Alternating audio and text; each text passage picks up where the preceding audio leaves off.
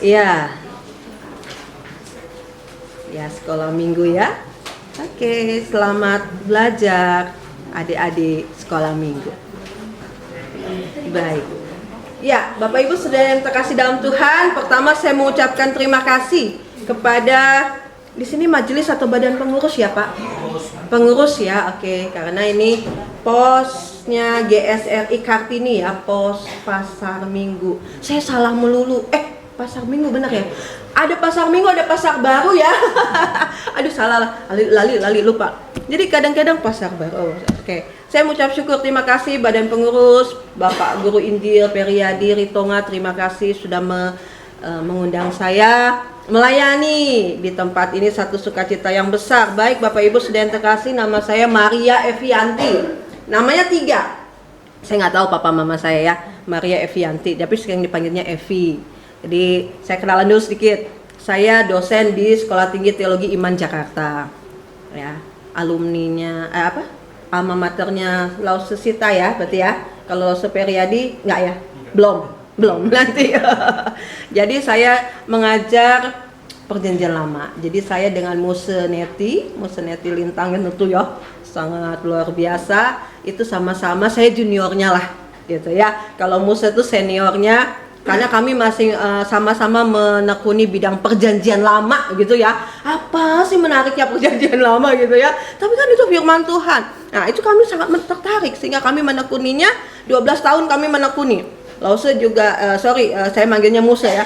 Muse Neti juga kan sampai ke Amerika sana ya, belajar tentang perjanjian lama. Walaupun dia misiologinya. Kalau saya di STT Cipanas, saya Sekolah Tinggi Teologi Cipanas, yang nanti katanya tadi dengar-dengar bulan depan mau ke sana ya Bapak Ibu ya, retret ya. Nah, itu nanti tempat gereja saya di situ. Ada wismanya. Saya bergereja di Gereja Kristus Ketapang. Kalau ada yang pernah itu di Gajah Mada.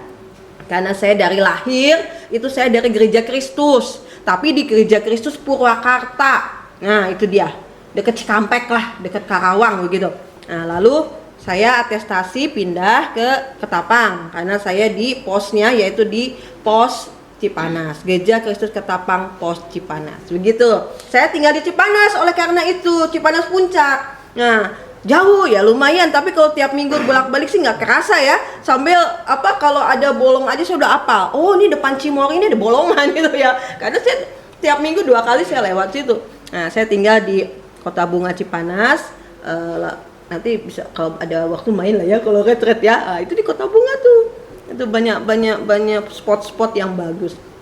Lalu saya bersuami kan 1 dan anak 1. Nah, jadi saya itu 1 orang wanita, 1 orang perempuan karena anak saya juga pria ya, laki-laki. Anak saya sudah kerja, anak saya usianya 25 tahun. Ya, jadi cukup sudah dewasa lah ya. Nah, kemudian apalagi ya, itu saja sih saya menekuni perjanjian lama dan saya ini campuran Bapak Ibu. Jadi sebenarnya sih kalau saya nggak tahu di sini apakah ada yang masih punya Seh Go ada? Istrinya Bapak worship leader Go, GOUW ya. Karena ada GOW ya Pak, ada GOH ya. Nah, saya GOUW. Berarti sama ya? Siapa tahu kita saudara Pak. Nah, karena masih ya nanti tanya-tanya ada di sini Pak, Ibu? Oh, enggak datang. Karena Seh Go itu udah agak langka ya. Di Purwakarta udah pada Tuhan panggil. Papa saya, OO saya, cek saya tuh udah pada dipanggil. Ada si OO tinggal 2. Lalu mama saya Tan. Kalau Tan banyak kali ya. Tan ada di sini? Mamanya iya, banyak ya kalau setan. Kalau Tan itu kan di Kyushu sama di Hokkien ya. Iya. Kalau saya Tannya di Kayaknya, kami di Hokkien. Jadi sama-sama Tan tapi beda tempat ya kota ya. Saya nggak bisa bahasa Mandarin, nggak ngerti juga ya. Saya cuma tahu, dengar-dengar aja, ini sejarahnya. Mama saya Tan. Tapi suami saya Manado. Nah itu, jadi udah combine lah. Kayak logat-logat saya kayaknya udah agak hilang-hilang ya Pak ya. Kalau ini udah jadi Lause. Yang tadinya saya pikir juga, ini Seh apa? Nggak tahunya Seh apa? Ritonga ya. Saya pikir punya Seh waktu pertama ketemu. Karena wajahnya udah kelihatan, wajah orang punya Seh ya. Nah kalau saya udah campur-campur, gitu lah ya. Jadi Jadi kalau sehgo itu udah agak sedikit langka lah di kami di Purwakarta. Ya saya suka cari itu. Katanya banyak di daerah Tangerang ya. Nggak tahu saya Tangerangnya mana nih. Katanya banyak sehgo di sana. Oke lah nanti. Karena waktu saya ke Duta Bandara ada ternyata banyak sehgo. Ya seneng juga ya. Ternyata ada dinasti yang masih banyak gitu kan ya. Bukan gua dinasti Ming, dinasti apa? Dinasti Tan saja yang banyak, tapi dinasti Go ada. Oke. Itu sedikit, nanti kita bisa bincang-bincang lagi. Hari ini kita akan belajar satu bagian firman Tuhan. Ya, nanti multimedia tolong bantu saya ya untuk bisa mengikuti apa yang saya sampaikan. Pengampunan sebagai kasih Allah melalui hukum pendamaian. Nah, ini nih perjanjian lama nih. Kita mau baca dulu ya, buka Alkitabnya. Sebentar, dari Imamat. Nah, ini dia perjanjian lama. Boleh buka Alkitabnya yang ada di manapun, di handphone boleh, di Alkitab yang seperti ini cetakan LAI boleh. Imamat pasal yang ke-16 ayat 30 sampai 32, karena hanya berapa ayat kita bacanya sama-sama ya Bapak Ibu Saudara ya. Ya, 30 sampai 32 sudah mendapatkan, katakan amin. Saya ikut worship leader ya. Amin. Amin. Ayat 30. 1 2 3. Karena pada hari itu harus diadakan pendamaian bagimu untuk mentahirkan kamu. Kamu akan ditahirkan dari segala dosamu di hadapan Tuhan. Hari itu harus menjadi sabat, hari perhentian penuh bagimu, dan kamu harus merendahkan diri dengan berpuasa. Itulah suatu ketetapan untuk selama-lamanya. Dan pendamaian harus diadakan oleh imam yang telah diurapi dan telah ditahbiskan untuk memegang jabatan imam menggantikan ayahnya. Ia harus mengenakan pakaian lenan, yakni pakaian kudus. Sedemikian jauh pembacaan firman Tuhan. Pada pagi ini berbahagialah kita semua membaca, merenungkan, dan melakukan firman itu dalam kehidupan sehari-hari. Nah, Bapak Ibu Saudara yang terkasih di dalam Tuhan, pertanyaannya, mengapa kitab Imamat harus kita pelajari pagi ini? Boleh saya tanya ya, siapa pernah baca kitab Imamat satu pasal, satu kitab, satu pasal atau satu ayat? Ada yang pernah? Ya udah ya, tadi kita udah baca 3 ayat ya. Ada yang baca kitab Imamat, Bapak Ibu, Tante? Ada? Gak ada, gak ada, gak ada. Sebelah kiri, sebelah kanan? Pak Guru Injil pernah baca? Nah, pasti ya. Atau ada nggak? Ada nggak? Saya tanya aja. Saya tanya. Gak apa-apa, jangan takut salah. Ada? Ini kebiasaan di kelas nih ya, tanya jawab ya. Tapi kan khotbah juga kita harus interaktif. Enak saya. Saya bahagia kalau mendapatkan jemaat yang tidak terlalu banyak, jadi kita bisa komunikatif. Ada pasti ya, tapi nggak mau jawab mungkin ya. Takut ditanya. Kalau mau ditanya lagi nih, ya, bagian dari kelima kitab pertama ini kira-kira isinya tentang apa ya? Ada yang tahu? Kitab Imamat ini menuliskan tentang apa? Gak ada. Gak ada. Gak ada. Tadi yang kita baca tentang apa? Hukum dan ketentuan. Good, Bapak, luar biasa. Tadi kita baca apa? Tentang pendamaian. Ya, itu aja. Satu aja. Nah, kalau kita baca dari kitab Imamat ini, ya, bagaimana tulisan-tulisan tersebut ya masuk di dalam kumpulan kitab dalam Perjanjian Lama. Ya, apa sih tujuannya? Mengapa kitab ini ditulis dan untuk apa? Itu kalau dalam pengetahuan Alkitab atau mata kuliah pengantar Perjanjian Lama ini dibahas, Bu, Bapak ya, dalam klasifikasi kitab Pentateuch, kelima kitab pertama ini masuk. Dan apa sih yang menjadi satu bagian dalam Pentateuch ini sehingga Imamat ini sangat penting untuk kita baca juga? Kadang-kadang kita melihat, membaca, apa ya maksudnya ya? Tapi ini ada di dalam Alkitab kita dan ini adalah firman Tuhan yang harus kita baca, pelajari dan lakukan. Tapi apa ya maksudnya? Bagaimana kita melakukan? Ya, hal apa yang menarik dari kitab ini? Ini yang mau saya bahas karena memang ini perlu sekali ya, perlu kita pelajari karena ini bagian daripada firman Tuhan. Itulah mengapa menariknya kitab ini. Maka saya akan menggali dari latar belakangnya dulu. Ya, kita belajar nih ya, kita latar belakangnya dulu kenapa sampai imamat ini penting. Tapi saya ada satu pertanyaan. Next slide. Oke. Nah, ini ya sebelum masuk ke dalam kitab imamat. Konsekuensi tindakan manusia. Bapak Ibu Saudara, apa yang kita lakukan akan berdampak pada kehidupan kita. Itu betul nggak? Sepakat ya? Sepakat ya Tante ya? Kalau kita melakukan sesuatu yang baik, hasilnya otomatis baik. Yang kalau yang kurang baik, ya udah terima aja akibatnya ya. Nah, itu hal yang konsekuensi terjadi. Apa yang dilakukan itulah harus terima konsekuensinya. Tapi di dalam Alkitab ada juga narasi atau cerita, ternyata orang baik-baik pun tidak kebal dari penderitaan, betul ya? Ternyata kalau Tuhan berkehendak terjadi loh. Ya, Ayub ya. Itu orang yang saleh. Bahkan di Alkitab itu tidak ada ditemukan kesalahan sedikit pun. Tetapi ke atas kehendak Tuhan, dia harus menderita. Karena memang itulah bagian daripada pengajaran Tuhan kepada umat. Jadi kita nggak kebal. Tetapi ya konsekuensi itu ada. Pada akhirnya Ayub pun mendapat apa? Satu kebahagiaan, ya kan? Nah, dia akhirnya mendapatkan satu berkat yang daripada Allah karena apa? Ketaatan dia. Tapi kita tetap yakin konsekuensi tindakan manusia itu ada. Selagi kita hidup di dunia, ya, kita nggak ngomong nanti afterlife ya, itu pasti ada. Tapi selama kita hidup di dunia itu pasti ada. Apa yang kau lakukan, inilah nanti dampaknya. Kalau gereja ini berkembang, maka dampaknya akan banyak orang yang percaya dan diselamatkan. Kalau gereja ini, ya, apa tuh istilahnya, suam-suam kuku, ya udah suam-suam kuku gitu ya. Apalagi kalau gereja ini misalnya statis, ya sudah berjalan di tempat. Tapi kita mau, ya, apa yang Tuhan sudah percayakan, maka berkembanglah jemaat ini menjadi satu hal yang luar biasa. Amin ya. Kita selalu yakin.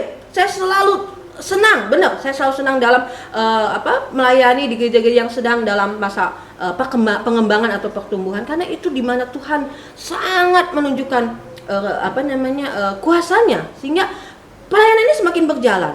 Nah, kenyataannya, di dalam kehidupan umat masa lalu sebelum Masehi pun terjadi ketidaktundukan atau ketidaktaklukan pada hukum-hukum Allah. Bapak Ibu kalau baca Perjanjian Lama ya, mulai dari Kejadian sampai Maleaki, benar ya? Itu semuanya garisnya apa sih? Dosa dan penghukuman dan keselamatan. Selalu umat itu tegar tengkuk, gitu ya. Selalu umat itu apa? Jatuh bangun, ya kan? Ada kalanya dia setia, ada kalanya dia jatuh. Ada kalanya dia tetap berpegang pada kehendak Tuhan, ada kalanya dia melanggar. Itu selalu ada konsekuensi hidup kita. Maka saya bilang, konsekuensi tindakan manusia itu selalu ada. Anda belajar rajin, misalnya pelajar, mahasiswa, ya pasti akan ada hasilnya. Dibanding Anda malas-malasan.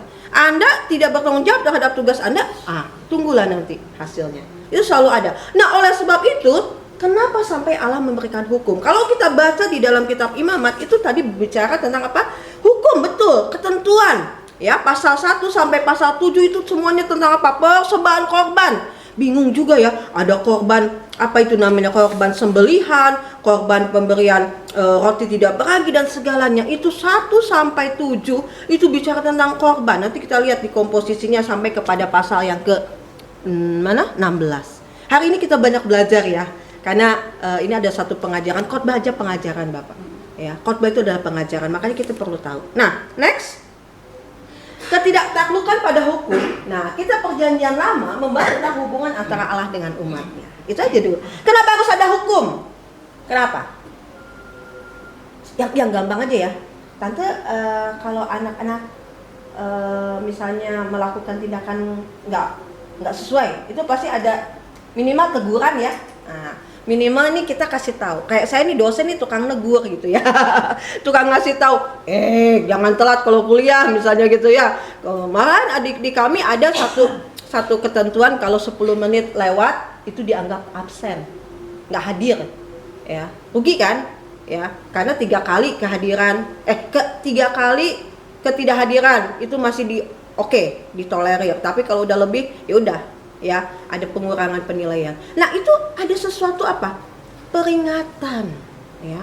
Nah, makanya di dalam Perjanjian Lama, hubungan antara Allah dengan umatnya itu sangat ditekankan. Supaya apa? Terpelihara dengan baik. Orang tua dengan anak, supaya hubungannya terpelihara dengan baik, itu harus apa? Harus ada komunikasi itu. Saling mengenal. Nah, makanya PL ini itu bisa kita lihat di dalam kehidupan kita. Kenapa harus ada hukum? Bapak Ibu Saudara-saudara, supaya apa? Supaya umat mengenal Allah. Bapak Ibu kalau bicara tentang hukum, yang paling diingat hukum apa? 10 hukum ya? Oke, 10 hukum nih supaya kita ingat-ingat ya. Ada satu yang diingat apa? Dari 10 hukum? Ada hadiahnya nggak Pak? Hadiahnya nasi kuning di bawah. Tadi saya sudah lihat tante dua ya sudah bikin tumpeng. Apa? Tadi yang jawab ada? Siapa yang ngomong tadi nggak kedengeran? Jangan membunuh. Udah sadis. Sudah langsung jangan membunuh. Membunuh siapa Bu? Bunuh ayam Bu. Bunuh ayam mah boleh kali ya, bunuh bebek ya, bunuh B2. Apalagi itu enak gitu ya. CI-nya, udahlah jangan ngomong lah kalau nggak boleh, itu makanan-makanan yang saya pantang itu, tapi enak. Maksudnya pantangnya bukan karena saya nggak boleh, tapi karena memang ada sakit ya. Oke, tujuannya agar apa sih? Jangan membunuh itu Bu. Supaya apa? Tidak dengan mudah menghabisi atau apa ya? Menghilangkan nyawa seseorang. Makanya ada hukum, betul kan? Saat ini nggak boleh sembarangan. Orang walaupun dia aparat mau jedor aja dia kena ya kan? Nggak boleh sembarangan walaupun dia punya legal izin untuk bisa membunuh gitu. Tapi ada hukum. Sampai akhirnya dia kena juga. Ya itu yang tahun lalu lah yang heboh ya. Di Jakarta Selatan tuh heboh gitu kan ya, daerah Pancoran. Nah, itu jangan memutus tujuan supaya umat tuh mengenal kehendak Allah. Itu salah satunya. Boleh satu lagi? Hormatilah ayah ibu. Yes, luar biasa.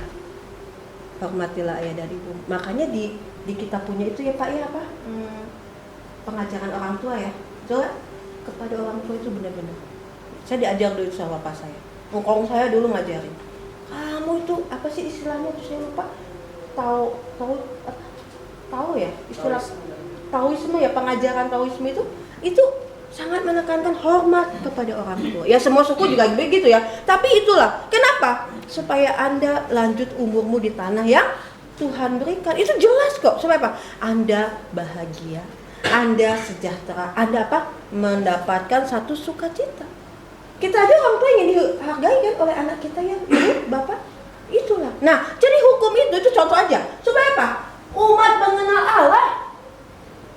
Jadi jangan dipikir imamat itu nggak ada gunanya. Maaf gitu ya. Orang-orang kalau misalnya mahasiswa saya, kamu bahas imamat. Aduh Bu, apa yang mau saya bahas? Itu hukum semua. Hukum kultus, hukum kesucian, hukum tentang kekudusan. Ada 3 aja itu kitab imamat.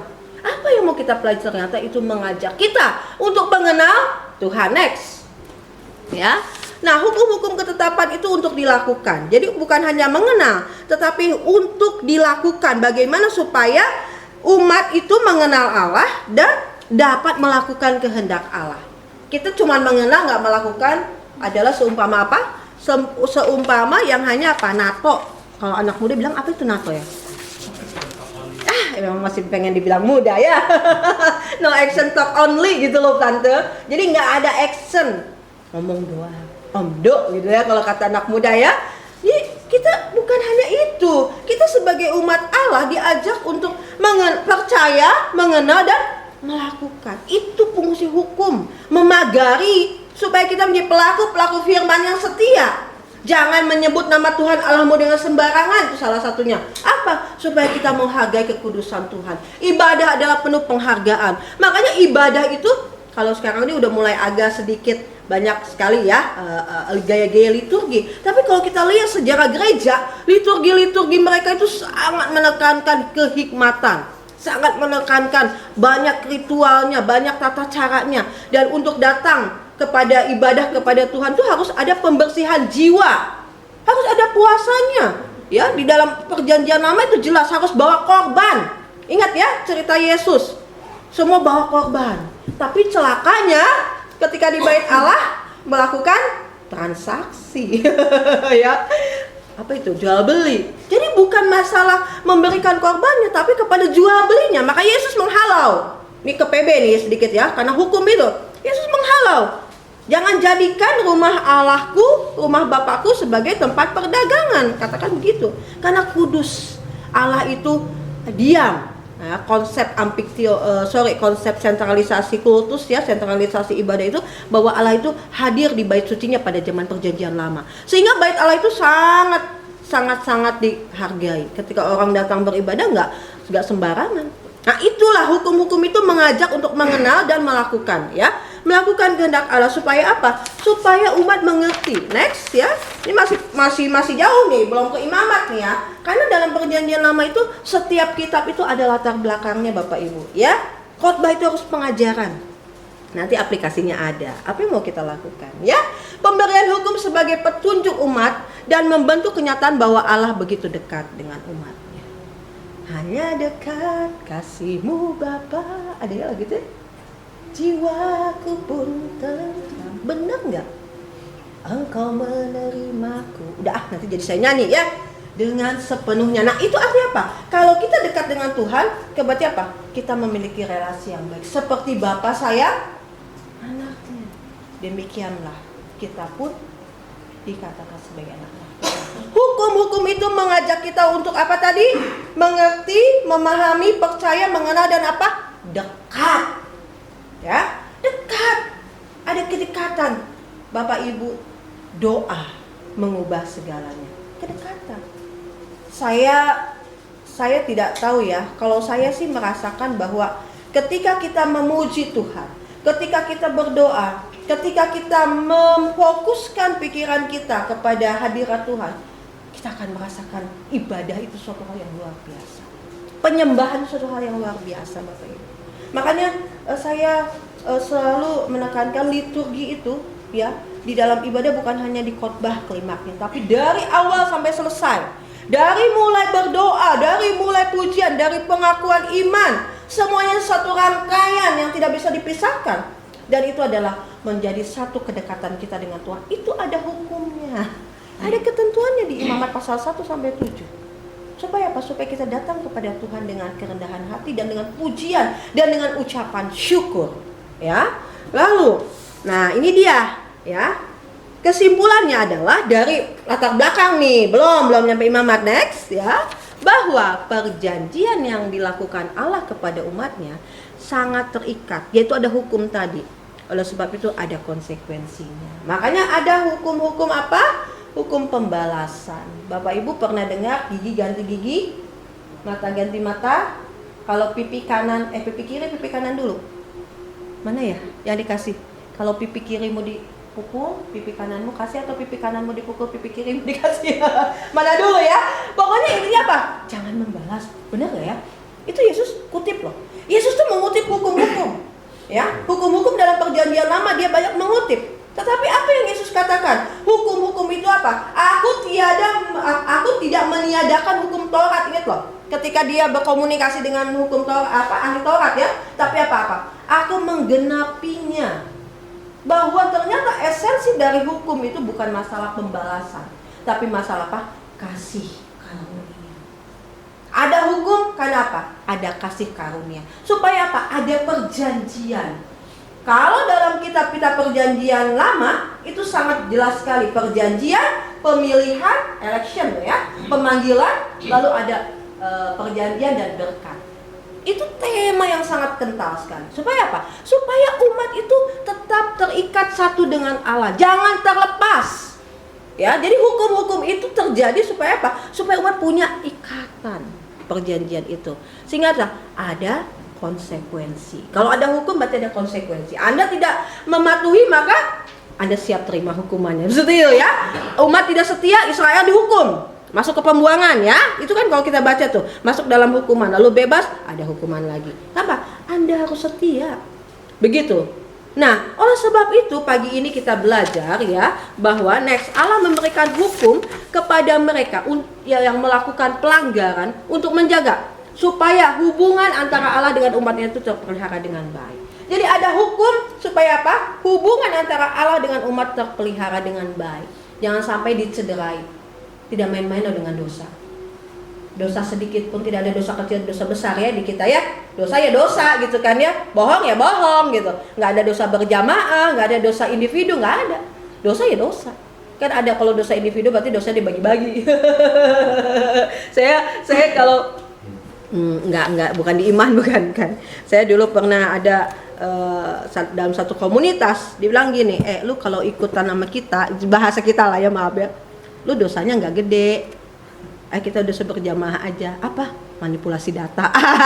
Itu paling gampang ya, ubah aja.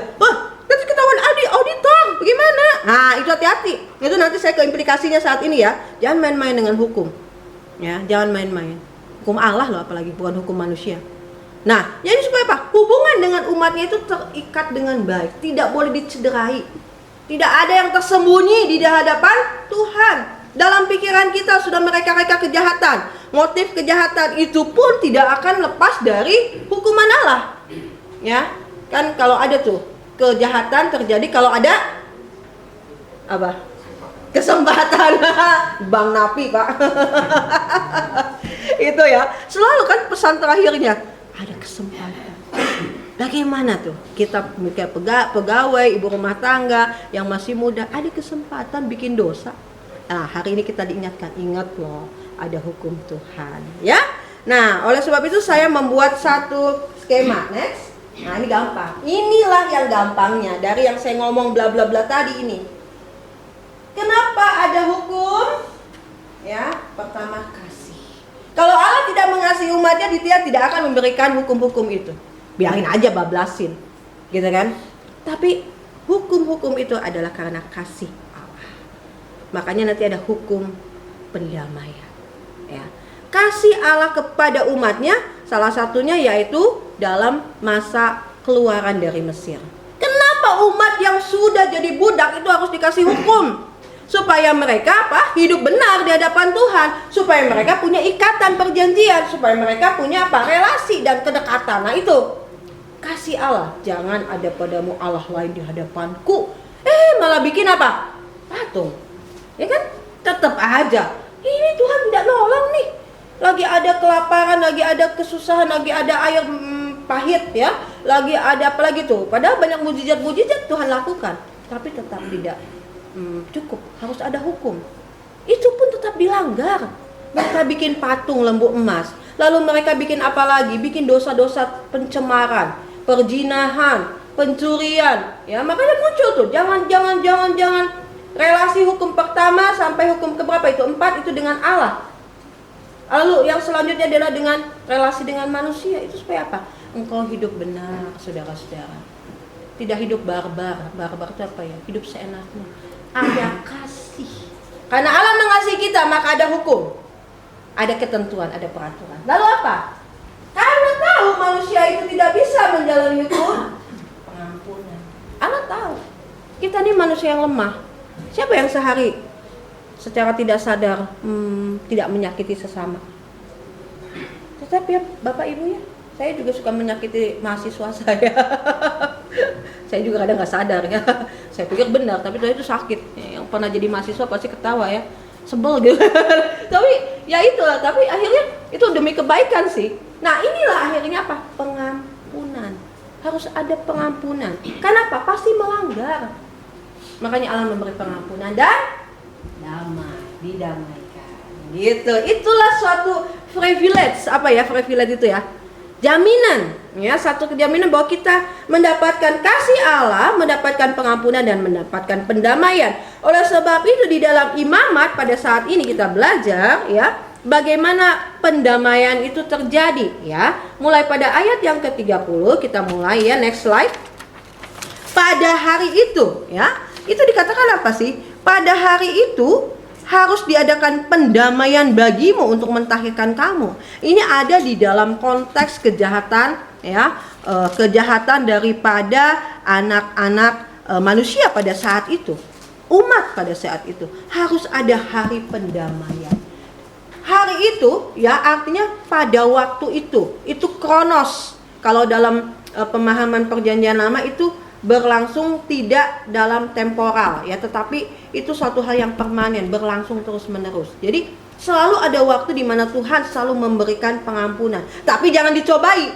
Kalau sudah tahu itu berdosa, itu salah, Anda jangan coba-coba mengulanginya kembali. Ya, karena pada hari itu Tuhan akan memberikan pendamaian. Di sini jelas dalam kitab Imamat ini, ya, dari mulai kultus, dari mulai hukum-hukum yang diberikan, Tuhan memberikan waktu pendamaian. Pendamaian untuk apa? Pendamaian yang dilakukan karena apa? Karena kamu harus ditahirkan dari segala dosamu di hadapan Tuhan. Itu jelas. Tidak boleh ada dosa. Jelas, Tuhan Allah dengan tegas. Dosa tidak ada di dalam kehidupan relasi antara aku dengan umatku. Ketika aku menjadi Allahnya umatku dan umatku menjadi umat kepunyaanku, maka tidak boleh ada dosa.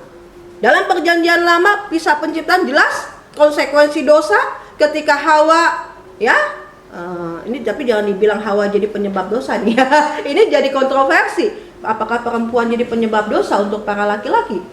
Gitu ya, tidak ya. Jadi ini tidak berarti adanya satu ketentuan bahwa perempuan dulu sih yang kau tempatkan. Ini yang bikin, bukan karena saya perempuan, bukan ya, tapi memang bukan itu pengertiannya, bahwa dosa itu adalah konsekuensi terhadap dua manusia pertama itu dalam kisah narasi penciptaan. Jadi dosa itu tidak ada tempat di dalam kehidupan Allah, tidak ada dalam relasi Allah itu.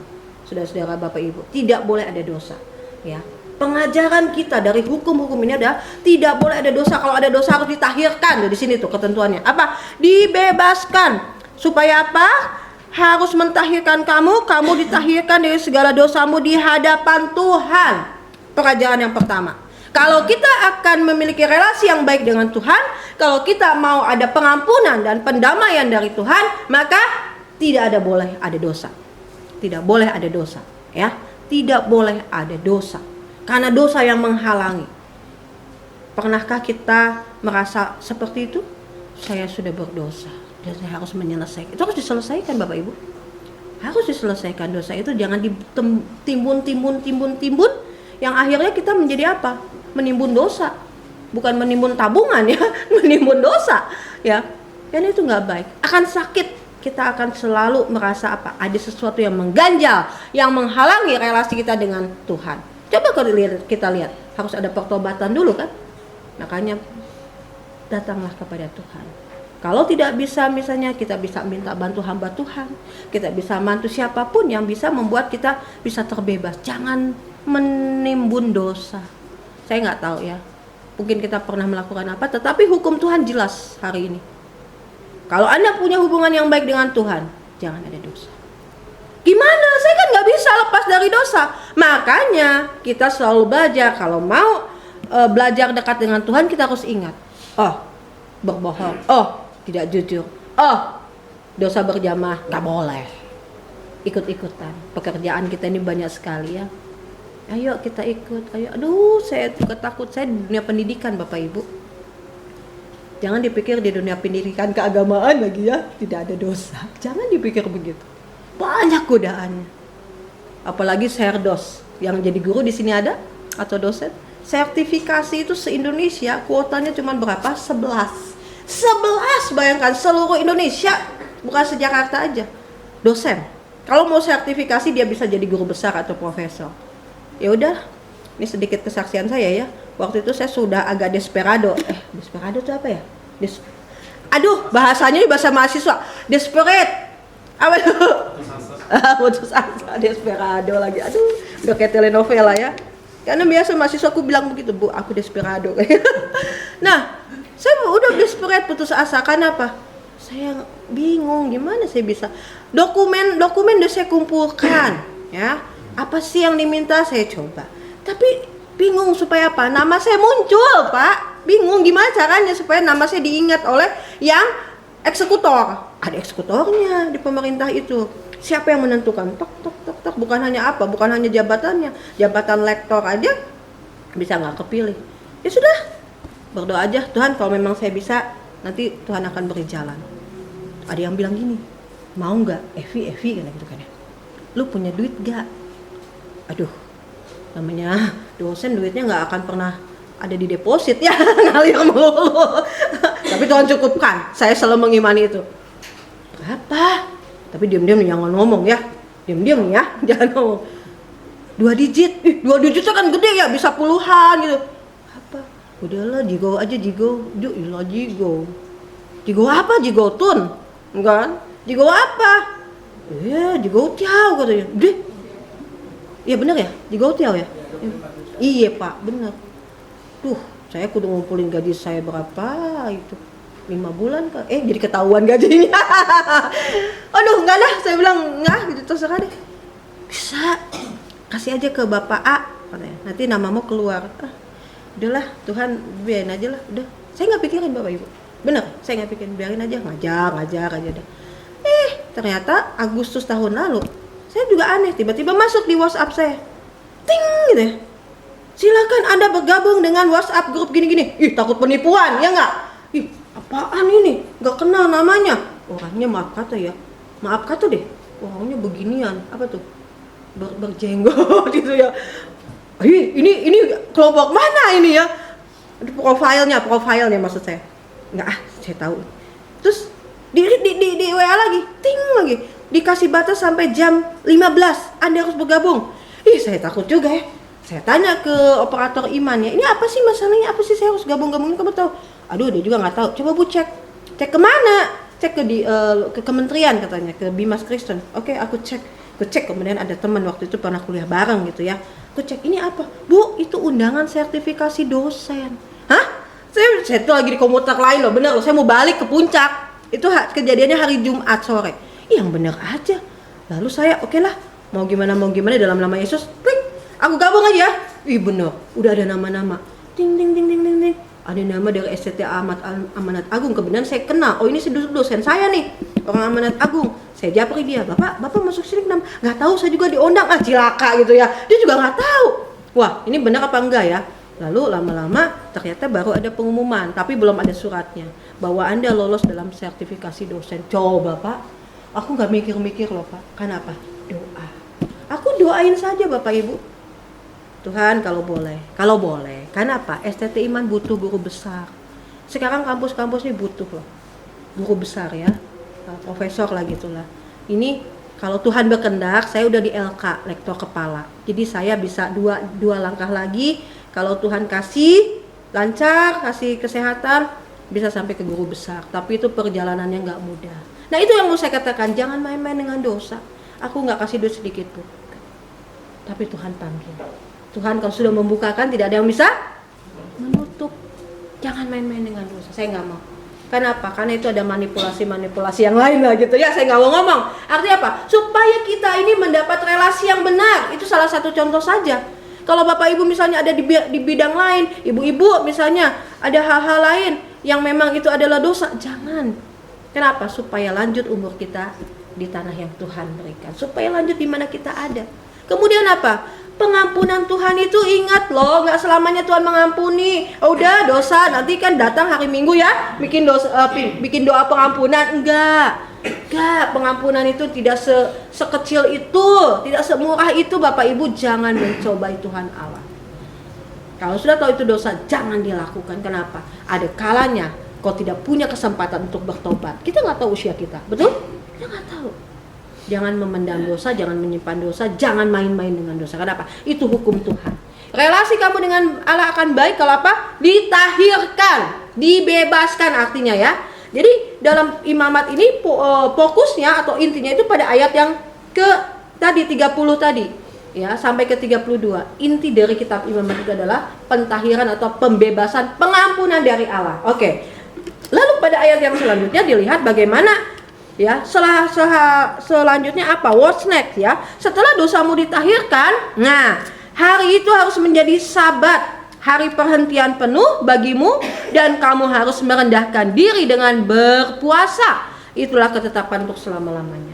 Kelanjutannya adalah setelah kita ditahirkan, dibebaskan, diampuni, ya, Anda harus memberikan waktu untuk Tuhan. Kita ini sabat, memberikan waktu yang baik, beribadah. Bu, ibadah kan bisa di mana aja? Yes. Tapi ingat, kita adalah persekutuan umat percaya. Persekutuan yang bukan hanya untuk diri kita, tapi kita harus apa? Saling. Koinonia, ya. Mungkin ada pengajarannya ya. Persekutuan umat percaya itu ya di sini koinonia. Kita saling memperhatikan, saling memperdulikan, saling apa? Mengampuni, ya, saling belas kasihan. Disitulah, di gereja inilah tempatnya. Makanya waktu COVID orang bilang kan nggak apa-apa, kita lagi COVID aja is this never mind kok. Ya, kita beribadah di rumah. Tapi ketika setelah selesai ya kita harus beribadah. Kenapa? Bukan hanya kita beribadah untuk diri kita, ibadah kita apa? Untuk kita kepada sesama. Seperti hukum Tuhan tadi, kepada Allah dan kepada sesama. Saya disenyumin tadi, saya senang. Selamat pagi gitu kan ya. Berarti saya menambah relasi, ya kan Bapak Ibu. Nanti kalau kita Cipanas kita ketemu ya kan, nanti saya akan kunjungi juga karena saya sebagai tuan rumah yang baik, begitu ya, hospitality ya. Jadi saya akan ya minimal saya bertemu lah ya, selain menjamu ya, semoga saya dapat berkat Tuhan. Artinya berikanlah yang terbaik, sabar, perhentian. Coba Anda memiliki relasi yang baik dengan Tuhan, waktu yang terindah, ibadah, inilah sahabat Tuhan, ini salah satunya.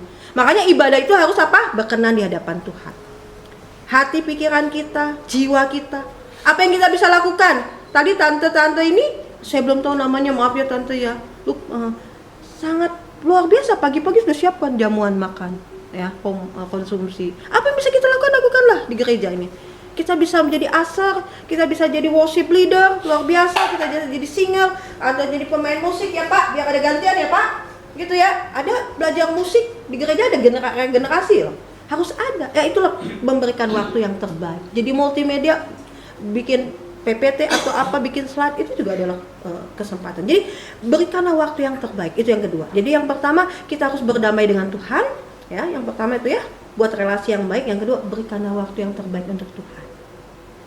Berikan Ibu, Bapak, mau saat teduh, mau doa pribadi, beda rasanya, beda. Pergumulan kita banyak, apalagi di kota besar ya. Kalau di Cipanas mah adem-adem, bener kok jadi koko ya, adem-adem ya. Maksudnya ya udah villa, apalagi di pasar tuh villa-villa nggak ada orang. Gimana nggak adem, nggak ada tetangga ya. Pergumulannya nggak terlalu banyak. Tapi kalau di Jakarta kan belum lagi pekerjaan, belum lagi, udahlah, pokoknya banyak kompleks ya. Nah, pergumulan gereja di Jakarta dengan gereja di daerah beda loh. Di daerah itu orang ya banyak waktu, perkunjungan tuh bisa 5 days, dari Senin dengan libur pendetaannya nggak boleh ya, Selasa, Rabu, Kamis, Jumat, Sabtu, dia kunjungan, ya dapat deket, dan banyak waktunya. Tapi kalau di kota mungkin nggak, pendetanya bisa, jemaatnya belum tentu bisa, benar nggak? Ya kan? Dagang misalnya ya, belum tentu kan, tapi relasi itu tetap dibuat. Gimana caranya? Pergumulan itu memang harus kita hadapi. Nah, berikanlah waktu yang Tuhan, berikanlah waktu yang terbaik dengan Tuhan, itulah praktik sabar. Dan yang terakhir adalah bagian yang ketiga, 32. Dan pendamaian harus diadakan oleh imam yang telah diurapi. Nah, gak main-main loh ya. Pertobatan, pengampunan itu harus juga dilayani oleh seseorang yang penuh dengan kekudusan. Dia harus mengenakan pakaian lenan, ya ini pakaian kudus, dilakukan dalam kekudusan, gak main-main. Makanya tadi saya bilang, jangan dosa sekali besok dosa lagi, enggak. Sekali dosa mengampuni sudah. Ingat, jangan lakukan kembali. Yesus bilang begitu kan kepada perempuan yang di dekat sumur itu ya. Pulanglah, jangan lakukan dosa lagi. Kepada perempuan yang berzina, siapa? Ahli Taurat yang nggak punya dosa, lemparin duluan. Nggak ada. Kenapa? Karena semua punya dosa. Tapi Yesus berkata apa? Dosamu sudah diampuni, pulanglah. Jangan lakukan itu lagi. Kuduslah ketika engkau datang kepada Tuhan. Ya, ada 3 hal terakhir. Bagaimana kita memahami hukum Tuhan? Ya, pendamaian, berikan waktu yang terbaik, dan buat tadi dalam kekudusan. Yang pertama, milikilah relasi dengan Allah. Saya tidak tahu kesibukan Bapak Ibu, saudara-saudara, tapi jangan sampai putus relasi dengan Tuhan. Ya, jangan sampai. Tetap berdoa. Penyakit bisa datang kapan saja Bapak Ibu. Sebenarnya saya waktu ada komunikasi dengan Pak Periadi itu saya lagi di rumah sakit. Ya, tapi saya nggak ngomong sama dia. Dia nanya, Bu, khotbahnya dari imamat ya, bla bla bla bla bla, dia jelasin. Karena pengajaran per kitab. Itu saya lagi apa? Lagi nunggu di ruang operasi. Suami saya dioperasi hernia pusat, ya. Nggak tahu tuh ada penyakit kayak begitu ya. Bingung saya. Ternyata laki-laki itu rentan juga ya ternyata. Ya. Bukan hanya perempuan yang disesar, laki-laki juga disesar. Itu disesar jadinya. Kalau perempuan sesarnya begini, apa nih? Horizontal ya. Kalau laki-laki gini. Kalau suami saya gini. 25 cm loh Bapak Ibu. Kalau dipenggarisin lumayan. Lebih. Dibelah gitu loh. Dibelah. Karena apa? Ada tonjolan. Jadi usus mana itu ya? usus besar apa usus 12 jari ya, itu nonjol. Kalau yang ke bawah usus besar, kan ada hernia yang di selangkangan ya, itu nonjol. Segede apa? Ini saya mah kecil, gede, membesar. Tadinya takut karena kan harus belah perut. Terus gimana ya, semakin membesar. Akhirnya ketika cek, dokter bilang udah Pak, rekam medis semuanya harus dibedah. Nah itu. Jadi dalam segala situasi kita nggak tahu. Kita datangnya mau ngecek tapi mau periksa tapi langsung nggak boleh pulang. Saat itu kita harus mempersiapkan semuanya karena dia punya darah tinggi, darahnya 250. Aduh, 250 darah bangsawan ya turun, tapi karena dia orang Manado kali, itulah karena terlalu banyak makan yang itu loh. Iya, sei itu, saya juga jadi doyan ya. Tadinya saya doyan nasi bakut, doyan yang apa itu namanya itu apa tante, bak kecap gitu ya. Sekarang beda, Brandebon. Masakan Manado kan begitu banyakannya. Nah, ya lemaknya banyak, obesitas itu makanya tuh gemuk-gemuk Pak. Obesitas bisa juga penyebabnya. Tiba-tiba begitu. Nah, mau apa yang dikata? Nah, kita harus siap dengan segala sesuatu. Akhirnya dioperasilah 4 jam. Katanya cuma 1 jam, 4 jam pikiran saya udah kemana-mana. Apa ini yang terjadi? Ini udah jam 2 jam belum keluar juga, belum dipanggil keluarganya. 3 jam belum, 4 jam baru keluar. Pas keluar, ini disadar nggak sadar? Duduk. Nah, apa nih ya? Ya namanya hamba Tuhan bisa takut juga kan ya? Jangan gitu kan ya, gini rupanya obat bius ya, obat biusnya kuat di sini katanya, sakit banget katanya. Nggak tahu yang pernah sesar, saya nggak sesar ya, di biusnya di tulang belakang ya, sum tulang belakang apa itu sakit katanya. Dan itu lama, ngaco aja sama 1 kali 24 jam ngomongnya ngaco. Nah puji Tuhan, tapi sekarang udah mau sebulan, tapi jahitan memang masih harus kontrol. Kalau 25 jahitan bayangkan ngebelah perut ya, itu saya nggak tahu loh harus ada operasi begitu. Jadi artinya kita berikanlah waktu yang terbaik. Intinya yang mau saya katakan adalah berikanlah waktu yang terbaik yang kita punya. Selagi kita sehat, punya relasi yang baik, kita nggak tahu. Banyak sekali teman-teman saya juga nggak tahu tiba-tiba Tuhan panggil. Ya, mahasiswa iman 1 minggunya pernah dengar ya yang GSRI Duta Bandara. Minggu ini kungkungnya, minggu depan papanya Tuhan panggil. Si Hana itu. Hana Hartanto itu seminggu baru dia itu kungkung dari papanya. Jadi bayangkan papanya lalu anaknya, katanya lilin aja masih ada di rumah gitu kan ya, lilin yang itu kan masih pada ada. Itu sama dengan cerita papa saya 2 minggu kemudian koko saya dengan pagi, koko saya segar bugar, tidak ada sakit apa-apa. Papa saya sakit pulang dari mana lah kata orang mah angin duduk masuk ke jantung dan segalanya, 10 menit dia sesak napas Tuhan panggil. Makanya berikan waktu yang terbaik. Relasi yang baik dengan Tuhan itu harus kita jalin dengan waktu, karena kita nggak tahu kapan ya. Nah hukum-hukum ini yang menjaga kita, mengingatkan kita supaya kita tidak jauh dari Tuhan. Yang kedua, hidup dalam koridor hukum Tuhan. Jangan main-main Bapak Ibu ya. Kalau harus hormati orang tua ya Dek, hormati ya. Ada di sini papa mamanya yang mana? Di rumah nggak ikut ya. Saya pikir ada. Harus menghormati ya. Kalau memang harus menjalin hubungan yang baik dengan sesama keluarga, lakukanlah, karena itu hukum-hukumnya jelas ya. Hukum bagaimana kita juga harus datang kepada Tuhan dalam ibadah, lakukanlah, karena itu juga adalah bagian daripada hukum kultus. Berikanlah persembahan yang terbaik, berikanlah yang terbaik. Memberikan persembahan bukan untuk puji-pujian, bukan untuk apa dan segalanya. Makanya saya senang kalau bukan senang ya, saya ya pokoknya kan kadang-kadang ada ya gereja yang persembahannya dicatat di warta. Saya nggak tahu ya, kalau sini enggak ya, global ada di warta, ada warta? Ada. Tapi pendapatan global doang kan? Nah, tapi nggak 1, 2, 3 nomor 1 doang kan? Persembahan persepuluhan itu ada catatannya, tapi NN gitu kan ya, kebanyakan. Tapi kan ada yang mau nulisnya. Itu hati-hati juga nih ya. Karena apa? Memberikan persembahan itu adalah bukti bahwa kita mengucap syukur, bukan dari nominalnya Bapak Ibu, tidak besar kecilnya, hati. Berikanlah persembahan hidup yang kudus dan yang berkenan kepada Tuhan, itu adalah ibadahmu yang sejati. Jadi worship leader itu persembahan yang luar biasa. Jadi asar, jadi pembawa kantor. Walaupun jadi, saya konsumsi aja bisa berapa? Saya bisa bersih-bersih, itu luar biasa. Jangan merasa ingin tampil saja. Ya, jangan merasa jangan jadi panitia saja. Kalau mau Natal, kalau mau Paskah ini suka ribut nih ya. Panitia ya. Maaf ya saya suka ngomong gitu. Itu adalah cikal bakalnya perpecahan. Jangan semuanya pengen jadi ketua. Kalau semuanya jadi ketua, siapa yang jadi pelakunya? Kan nggak ada. Buatlah jadi gereja jemaat yang bersatu, tubuh Kristus. Ada yang jadi tangan, kaki, kepala, mulut, mata, seperti anggota tubuh. Kan udah jelas kan? Itu kan udah jelas di Alkitab. Jangan ada yang memegahkan diri. Ya, hidup dalam koridor hukum Allah. Lakukanlah ibadah yang baik, berikanlah kekudusan, berikanlah kedisiplinan, berikanlah apalagi sesuatu yang terbaik. Dan yang terakhir, menerima pengampunan dan pendamaian dari Allah. Itulah 3 hal yang kita belajar dari kitab Imamat. Ternyata kitab yang katanya ini cuma ngomong tentang persembahan kultus. Kalau mau kita lihat itu ya, kemudian ada hukum-hukum kesucian, hukum-hukum kekudusan. Ternyata ini fokusnya, inilah intinya. Supaya apa? Kita berdamai dengan Tuhan. Ada hukum supaya kita bisa hidup di jalannya Tuhan. Koridor itu kan hukumnya Tuhan, jalannya Tuhan. Ya, supaya ada pengampunan, pendamaian, belas kasihan Tuhan. Karena intinya adalah apa? Kasih karunia Tuhan. Bersyukur hari ini kita diingatkan kasih Tuhan menaungi kita. Amin.